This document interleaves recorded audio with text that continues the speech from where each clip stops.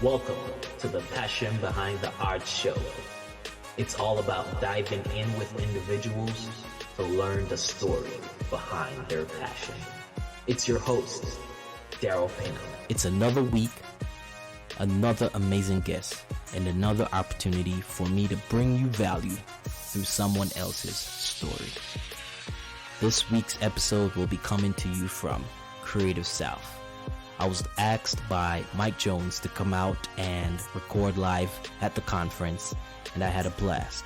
Creative South is one of my favorite conferences to go to.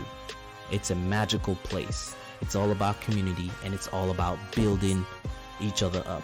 No matter what level you are, you will get value, and you will find people that are much more excited about pushing you up than pushing you down. So, without further ado, this week's episode. Well, we're live here in Creative South 2019, and I'm here with Lynne Takacs, a very good friend, amazing designer, and an incredible businesswoman. Lynne, welcome. You're so kind. Thank you. Thanks for having me. Well, this is a long time coming, so let's make it happen. Lynne, how did your creative journey start?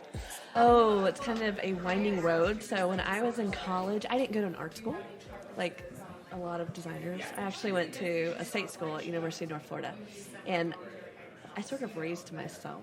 And so I didn't really know how you're supposed to pick a major. So I decided, because in my head it made a whole lot of sense, you pick a major from a job that you can make a life in, that you can make money at. Right. So I chose communications with a focus in PR. And then I chose graphic design as my minor because I enjoyed art. So you only minor in what you love, apparently, at least in my head. So anyway, I went through the whole program. I got into my junior year, and the academic advisor told me, you might want to consider computer graphics because it's the way of the future. I'm pretty sure he raised his hand and did that whole thing too. But because back then, graphic design isn't what we think of as graphic design. It was another form of fine arts. Right. And so you took drawing and you took painting, and so I switched over and took computer graphics, which was Illustrator, Photoshop, and PageMaker back then. Gotcha. And after that, every job I got outside of college, I did communications, but I also did graphic design because everyone needed a graphic designer. They just didn't need them full time. So I did that for years, and every role I went to, I did graphic design in as well as comms. And then in 2010, I didn't have a job, and my husband was like, hey, why don't you hang out your shingle? And so I put it out there that I was doing graphic design and copywriting.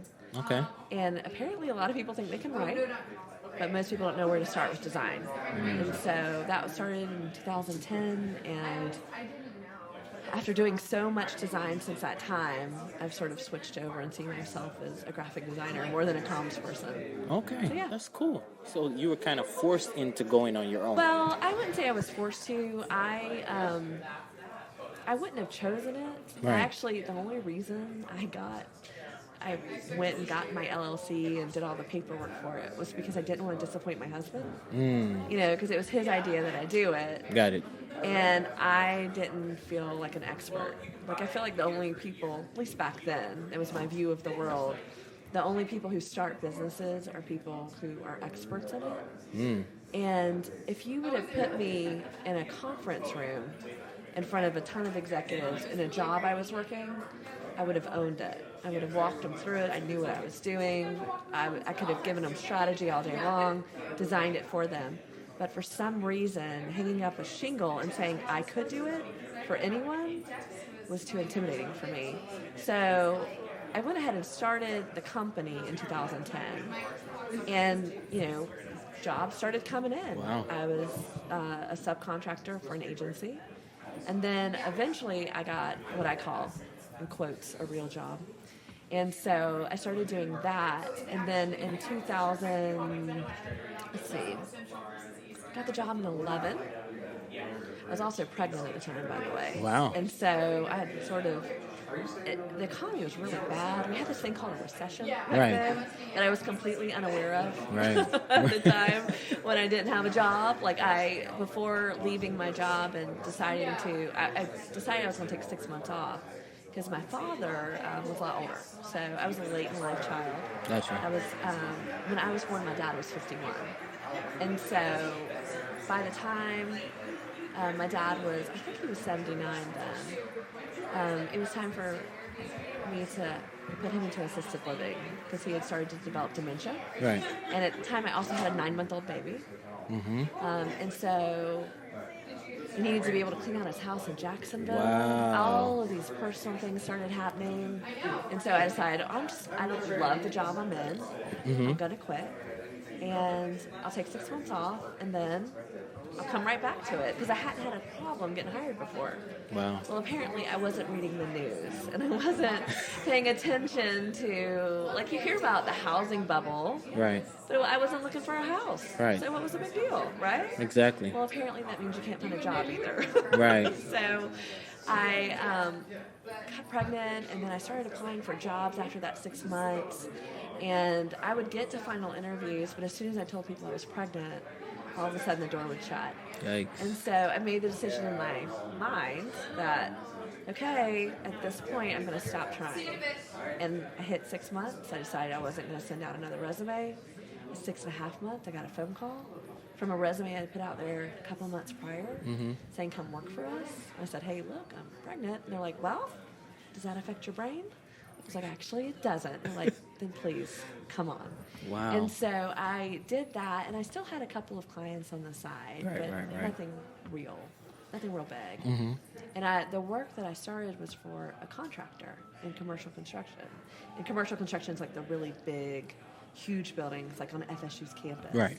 So by the time I got there, the economy had started to turn for them. So housing started to come back up, but commercial construction was impacted last. And so work started to slow down, and I felt really guilty about sitting there and getting paid and doing nothing. So I went and talked to my boss, and I said, hey, listen, I know there's other ways I can make money. Would you mind if I go part-time? And he said, that would be huge. Thank you.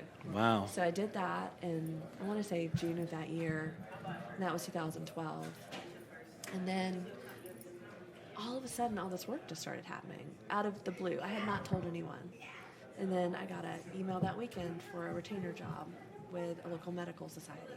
And then within a couple more months, I got a call for a job that I had applied for back during the recession, did not get. And they decided that the person that they hired didn't work out. So they said, hey, can we hire you? I said, no, you cannot. I'm only consulting. They said, okay, will you come work for us? And I said, yes, I'll do it in that capacity. So that has been my longest client since. Wow. And so it really started to work out. So within 6 months, I had more work than I had time for to do part-time. So I went back to my boss and said, listen, Gotta go. I can go. I'd love to keep you as a client. They said yes, because it was a great deal for them. They only paid me when you needed me. And so I became full-time on my own January of 2013. I haven't looked back. Wow. Yeah. So what is? Let the world know what your magic bullet is. Magic bullet, if I had to pick, would be prior to that, in my past job. So I first moved to Tallahassee in 2005. And prior to that, I had other jobs. I was a legislative aide for a while. I worked as a comms director for a cathedral in Jacksonville for a while. So I really consider, when I got to Tallahassee, my first real start to my professional career. Right. And so I had worked for a health plan, and I was real involved in the community. So, like, I chaired the Professional Women's Forum. I was on different boards. I was on Catholic Charities Board. I was on different things because that's what you did as someone who was working for a community, or I wouldn't say community organization, but Capital Health Plan is a really strong member of the community. Got it. And so you go to chamber events, you go to business after hours, and Got you go it. to these different things, and you meet people, and they get an impression of you. Right. And then finally, when they do think they have a need, and they find out you're available, they call you. Because 100% of my jobs are all been referral. Wow. So the job that I got from the failed job interview, that was because I got to meet them prior to that. the next client I got off of that, that was, it's been they're not a retainer client, but I do regular work with them, is a local bank. Okay. And I had met the chief marketing officer at a girls' drinks get-together. A friend of mine had used to host these little drink get-togethers for all of her girlfriends, and it was actually called GNADS. It was a terrible name. Girlfriends Need a Drink. That's what she would call them. I know, terrible acronym. So original. I know. I'm like, that sounds an awful lot like another word. But anyway, so I had met her, and then when she needed another graphic designer, we sat down to talk, brought my portfolio. I said, don't you need to see this? And she said, no, I know your work. She used to work at the local hospital Gotcha. while I was at the health plan. Gotcha. And She saw whenever it. we had billboards going up and bus wraps going around town, she saw it. And so, I'm in a smaller town. Mm-hmm. And the more I talk to people, I think a lot of towns are small in mentality. Like, it's not, you don't have to physically be in a small town. Right. But there's 2 degrees of separation there. So if you don't know that person directly, you know someone who knows that person. Mm-hmm. And reputations matter. So if you do a good job, people talk. If you do a bad job, people talk. Right. And so that's really how that happens. So having the relationships ahead of time, before I went into business, I believe it's been the key to that. Wow. And then doing good work after. Because, how you treat your clients matters. So, yeah. So give me some, I guess, good do's when it comes to treating your client well. Well, I'm a big believer in you need to dance with the one who brung you. Have you heard that saying? No, I have not. Yeah, maybe it's a Southern thing. But, you stay loyal to people. Gotcha. And so there's been times with, especially like nonprofits, you do work for them, you give them a discount because they are nonprofits, right? And sometimes their budgets can change. And, having the empathy for that and still being able to help them out, that matters. Being able to fit in those rush jobs because you get how important that is because you've worked with that client. And so Right. you know how that impacts their bottom line or the frustrations or, making sure that they get that in front of their boss in time. You work hard to work around that. Got So, a lot of times I think we're taught from the business of design, like, no, don't take rush jobs, or Right. no, don't be flexible in the budgets. But sometimes you need to be, and I believe that comes back, 5 and 10-fold, because that nonprofit that you just helped out, when they're talking with their board, who does have a budget, Right. hears about, they need design, they seek that out because they saw your work. Right. And, it just has a way of coming back to you. That's some good advice. So what would you say was the hardest struggle you had to overcome? So that would be 100% imposter syndrome. People talk about that, but, you just, if you don't feel like you're the expert, Right. you have this tendency to want to hide everything. Right. And not share your work Right. because, as creatives, we're putting ourselves out there to be judged because our work is part of us. And so for a long time, and even sometimes now, you can get real intimidated because, we're at Creative South and we're surrounded by incredible artists. Right. And I look at things, I look at these hand-lettered pieces, and I look at these pieces that folks have drawn. I was looking at someone's work yesterday who's an illustrator, and it could be on any cartoon Right. that, is mainstream right now. Mm-hmm. And you look at that and you start to question, wow, do I count? Like, am I Right. in that category? Like, it just doesn't, my work and their work feels like it's an ocean apart. So then you're like, I really don't want to show my stuff in comparison. And so you just sort of have to work through that and get over it. Right. And probably the 2 best things that have helped me get over it is in my town, when I stop and look at graphic design, there's probably 5% of the designers are flippin' amazing. Like, you could put them in New York, you could put them in LA, and they could hang with anyone. They're Right. that good. There's probably 15% that are really great. Right. And their work you see around town. I mean, you could see it in any magazine, Right. well outside of our community. And then there's another 80%. Look at that, I can't do math.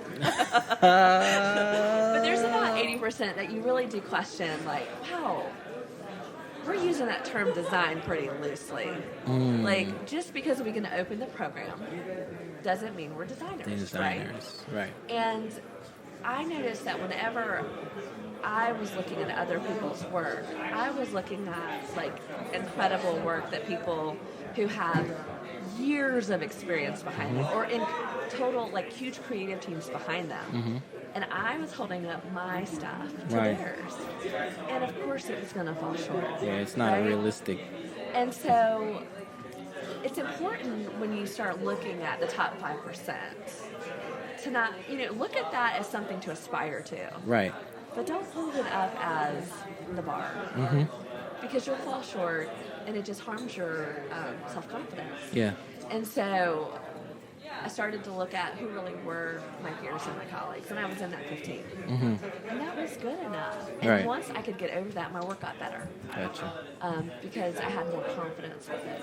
The other thing that really helped was the whole saying Malcolm Gladwell's 10,000 hours. Like, do the work. Yeah. And do the work again and again and again. And I mean, this will, I hope, be true for the rest of my life. I look at work I did a year ago, and I'm so proud of. And I look at that and I'm like, gosh, that's crap. Like, I don't want to show that. Like, wow, I thought that was amazing, It's crazy. But that shows that you've made progress. Right. And that's why I hope it always happens. Right. Because I hope I only get better and better. Exactly. And better. That's cool. That's cool. So who you kind of build, who's in your support system? Who are those people that keep Lynne going? Well, my husband first, Right. because he's the one who talked me into starting my business to begin with. Right. And again, I did it out of obligation. Right. But thank goodness I did. He had really good advice there. The others is I've really dedicated my Twitter feed to just really designers that I admire, so that I can see really good work. Nice. I will tell you that I have muted, is that the term on Twitter? Yep. To mute. I've muted those that I think can be really critical. Because I just don't buy into this whole concept of design Twitter where they're mean to each other. That's not okay. So I just surround myself of work of people that are a lot further out. But also, think yourself. So everyone that I meet here, I try to follow because I'm just always inspired by that. And then, of course, I have folks at home that I can show my work to and get honest opinions from, or just get kind of a shot in the arm too to say, you know what, this is great. I don't know what you're talking about. Like, chin up, Buttercup. Keep on moving. Oh, that's good. Yeah. That's good. So, let's jump into some fun questions. Oh, boy. Is this like the 90-second power round? Just kidding. So, what is that thing that you can't live without that's not your phone? Okay, so this isn't a product. We talked about her last night. It's my dog, Lucy. Oh. She goes to work with me every day, unless I have a meeting that I can't take her with me to, because I'm not going to leave my dog in a hot car. Right. But Lucy is my little mascot. I love her to death, and I couldn't work without her. That's nice. The one that you like to dress up. Yes, she is the one who wears clothes. And let's clarify that. She wears clothes because she's cold. And my thought is, if she's going to wear clothes, she might as well look good. All right, she makes gets sense. compliments all the time. All right, I'll buy it. She gets more compliments than I do. What can I say? She's pretty in pink. Oh, that's funny. All right, so book recommendations. What are some of the books that kind of stand out to you? Okay, so this is an oldie but a goodie. I really honestly don't even know if it's in print anymore. But when I was first starting out my career, there was a book called Play Like a Man, Win Like a Woman. And it was written by this woman who, I feel like she was a vice president at CNN. But anyway, the whole book is written around trying to point out a lot of issues that women have that we don't even know we're doing. So, like, for instance, if we go into a conference room and there's a big conference table and there's chairs around it, but there's also chairs around the room, a lot of times we have the tendency to choose the chairs around the room because we're being polite, we're being kind, we're putting others first. But what we're really signaling is we don't deserve a seat at the table. And it's also reminding people to speak up. to how to deal with criticism, that you don't cry at work, how to ask for a raise. So it's a very corporate type book, but it's a book worth having, and I don't care what job you're in, but it's important that women notice how they're acting differently. Because what we consider kind, what is in our nature, is not always accepted that way. It's seen as a piece of weakness. Right. And it's easy to discount value at the table, which, is something as designers we're fighting for all the time. Right. Is showing that we have the value, that we have the experience, that we deserve that seat at the table from the beginning, not at the end. Right. And I think that's something that all women should really look at. I love it. I love it. I love it. I love it. So what's the first hour of Lynne's day like? I'm embarrassed of this. I feel like everyone else is going to have this really great, I get up, I do Tai Chi, I do yoga, I drink a green shake. I don't do any of those things. I'm not a morning person at all. And so my husband usually wakes me up, and this is probably going to alienate 99% of your audience. He brings me breakfast. Oh. I know. He knows that if he doesn't hand it to me, I probably won't make enough time to fit it in. Got you. Got it. And then my kids usually come in and snuggle with me for a little bit as, we're getting them ready for the morning. Nice. And then I usually turn on a podcast so I can listen to that while I'm getting ready, because I feel like otherwise it's sort of wasted time. Gotcha. And so anything that I can stop and listen to and kind of learn from while I'm putting on my makeup is a win-win. Okay. That's nice. I like that. So what is next? What is next for Lynne? Well, you're going to laugh about this, but I'm actually partnering with a nonprofit to create a dog treat company called Lucy and Doodle. I know, it's hard to figure that one out, right? So what is that? Lucy, of course, is my Chihuahua. It's work. Doodle is the type of dog that one of my other dogs is, and he's the best dog in the world, the same as Yoxie. And so that's where the name came from. I have a third dog, Nigel, who's awful. And so poor Nigel. He's not going to even make it into the credits. But basically, bless his heart, right? Because we all know what that means. Oh my goodness. But Lucy and Doodle is going to be a dog treat company so that we can raise money for a nonprofit in town called Be the Solution. Gotcha. And what Be the Solution does is it provides spay and neuter vouchers to people who can't afford them. Because, the reason why animals end up in the shelter or in the street is because they aren't wanted. And they're usually from a dog or a cat having a bunch of litters accidentally. And there's something we can do about that, right? We can get them spayed and neutered, and then we'll see progress. And so they've been around for about 10 years. And in that time, we've seen the number of animals who have come into the shelter decrease by half. We've seen the number of animals euthanized decrease by at least that much. And so I just want to help fund that for folks in the community who need it. And so we're creating this company that's going to create treats, dog treats, and sell them, with the proceeds going there. And so we've already gotten on our way. I'm now a feed master. I have my feed master's license with the state of Florida. Yeah, and so we've got dog treats right now that are at a lab. They're guaranteed analysis. And then the next stop is getting our label in front of the state to have them approve it. And then we're rocking and rolling and can go to shelves. Oh, so nice. It's pretty That's exciting. cool. That's cool. So as we get ready to wind down, what advice would you have for creatives out there? There's so much good advice. One of the really good ones I heard was Dominique Follow when she was here a couple of years ago. And she talked about how her career was on a straight path. It was a winding road. And that really spoke to me because that's how mine has been. But also as a reminder to people, it doesn't have to be straight up like a rocket ship. Life experiences happen to teach us things as we're getting there. The other is just to remember that fear and shame are the enemy. And so, whenever we're afraid to put our work out there, afraid of what the reaction's going to be, we need to remember that that's just fear and shame. And all that means is that every time we feel that, we make a brick, basically. And we start building this prison around ourselves. And that's what's limiting ourselves is ourselves. Which I gotta say, it's kind of a brilliant move. because to be your own captor is a really Yeah. efficient use of your time. But, the more that we can recognize, like when we start feeling those things, that they really are fear and shame, Gotcha. it makes it a lot easier to take the bricks down and get over it. And remember, all of us are struggling. All of us are a little bit afraid to put ourselves out there and be judged. But by being vulnerable, we give others permission to do the same. And so, I'm a fan, and I hope that others can learn from that. I love it. Well, Lynn, how can people find you? Where can they go to find out about you, learn about this lady? Well, I'm on Twitter. I think it's at Lynne Takacs. Not real sure. It will be in the show notes. It is Lynn with an E. I do have a website. I am kind of embarrassed by it. I've learned so much this weekend that I'm doing wrong. And then that's LAT Creative, and I'm also on Facebook. So I am Lynne Takacs there, I'm pretty sure. Okay. Maybe I'm Lynn Adams Takacs. You got to be able to let your high school friends find you. All right, so refer to the show notes.